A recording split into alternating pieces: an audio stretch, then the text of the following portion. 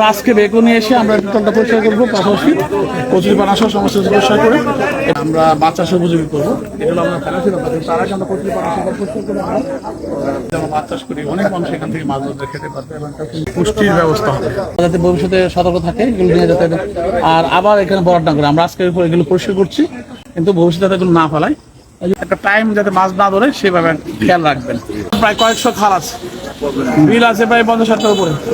আমাদের বড় বড় বিলগুলি মিলিয়ে 38টা বিলে আমরা এভাবে প্রকল্প আওতায় নিয়ে আসছি, এবং খাল, বিল এবং হাওর এগুলো সব মিলিয়ে চরাঞ্চল মিলিয়ে আমরা বিভিন্ন প্রকল্প করে আমরা মাছের চাষ দিয়ে, হাঁসের চাষ দিয়ে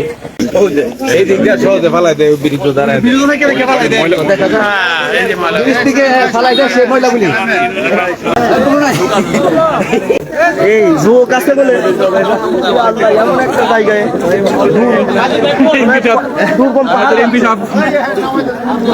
স্যার আর আসেন না স্যার, দেখেন অবস্থা খারাপ, এদিকে আর আসেন। আমি ওইদিকে দাঁড়াই, তোমরা ক্যামেরা একদম স্যার আরে আসেন না, আসেন না ভাই কেমন আছেন?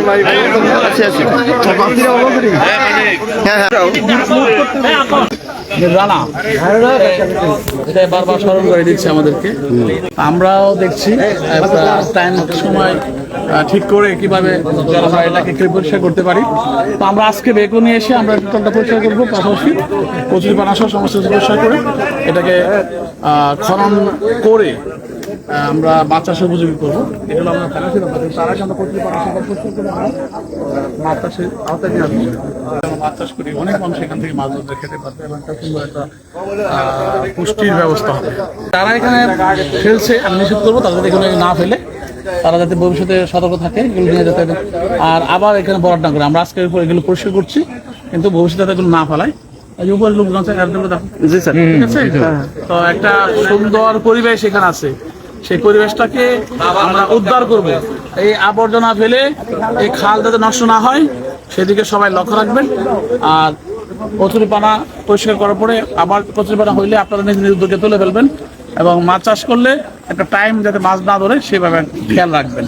তো আমাদের হাবিব আছে, বাসুদ আছে, আমাদের